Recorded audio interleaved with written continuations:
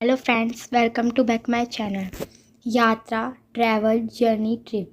कोई भी छोटी यात्रा इट मीन शॉर्ट टाइम की यात्रा को ट्रिप कहते हैं। टूर, एक बार में कई सारी यात्रा करना, कई सारी जगह को घूमना के लिए टूर कहते हैं। इट मीन्स गाइज मैं ये बता रही हूँ कि तब आप कहीं पे ट्रैवल या जर्नी करते हैं तो आप लोग ट्रिप टूर दोनों को एक ही समझते हैं, but these are different terms. Now come to next page. यात्री, जो व्यक्ति यात्रा करता है उसे हम यात्री कहते हैं।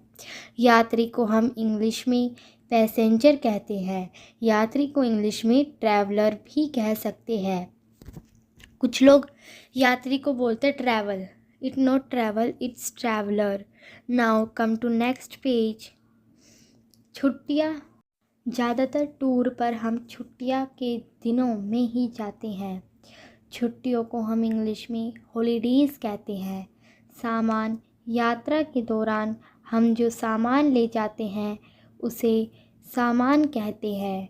जैसे अपना कोई बैग, कोई अपना इम्पोर्टेंट जो आपको चाहिए होता है, कुछ होती है हमारी पर्सनल चीज़ें, वो सब सामान को हम इंग्लिश में यात्रा के दौरान हम जो चीज़ें ले जाते हैं उसे कहते हैं। मैंने अभी आपको बताया है। और इसको इंग्लिश में हम या तो लगेज कहते हैं या बैगेज कहते हैं। आप इनमें से कोई सा भी वर्ड यूज़ कर सकते हैं। इसके बाद नेक्स्ट वन आता है पर्यटन। एक ऐसा स्थान जहां लोग फुर्सत के समय मनोरंजन या आनंद लिए घूमते हैं या फिर टूर जाते हैं, उसे हम पर्यटन कहते हैं। इसके बाद नेक्स्ट आता है दोस्तों हमारे पास ऐतिहासिक जगह, हिस्टोरिकल प्लेस।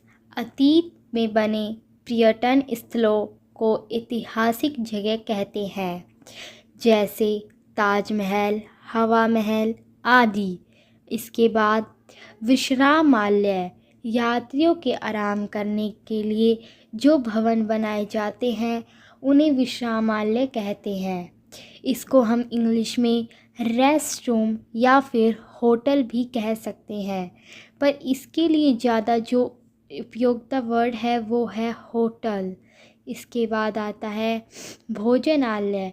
भोजनालय उसे कहते हैं जहाँ हम बैठकर भोजन करते हैं। इस भोजनालय को हम इंग्लिश में रेस्टोरेंट भी बोलते हैं।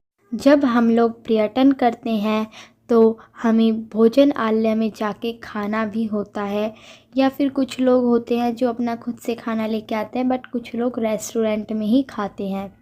और वो रेस्टोरेंट नहीं होता, रेस्टोरेंट होता है। इसके बाद एक नेक्स्ट पेज है। कमरे को हम इंग्लिश में रूम बोलते हैं।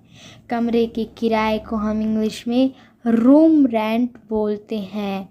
इसके बाद नेक्स्ट है सेवादार को हम सर्वेंट बोलते हैं और सेवा को हम सर्विस बोलते हैं। इट मीन्स जैसे हम किसी मार्ग या रास्ते को हम इंग्लिश में रूट बोलते हैं। गंतव्य को हम इंग्लिश में, गंतव्य का मतलब होता है वह स्थान जहाँ व्यक्ति पहुँचना चाहता है, इसे लक्ष्य या मंजिल भी कहा जाता है। गंतव्य मतलब होता है डेस्टिनेशन, इंग्लिश में हम इसको डेस्टिनेशन बोलते हैं। जल यात्रा, समुद्र में यात्रा करना को जल यात्रा कहते हैं। जल यात्रा को हम इंग्लिश में क्रूज़ कहते हैं। हवाई यात्रा, हवाई जहाज़ या हेलीकॉप्टर द्वारा एक जगह से दूसरी जगह जाना को हवाई यात्रा कहते हैं। हवाई यात्रा को इंग्लिश में एयर ट्रैवल कहते हैं। हवाई अड्डा को इंग्लिश में एयरपोर्ट कहते हैं। हवाई अड्डा वह जगह होती है जहाँ विमान उड़ान भरते हैं और उतरते हैं।